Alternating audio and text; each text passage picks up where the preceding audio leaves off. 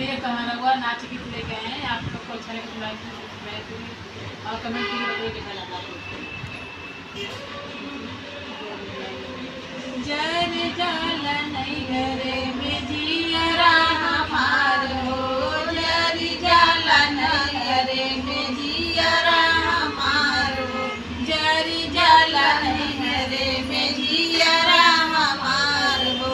पहिला पठानी ससुर मोर आवे, पहिली पठानी ससुर मोर आईन, ना मिले न डोलिया कहाँ नैहर में, ना मिले न डोलिया कहाँ नैहर में।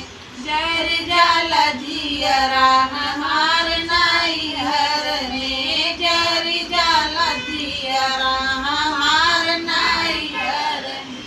दूसरा पठावनी देवर मोर आइल, दूसरी पठावनी देवर मोर आइल, ना मिलेला मोटर कार नैहर में, ना मिलेला मोटर कार नैहर में। जर जाला जियरा हमार नैहर में, जर जाला जियरा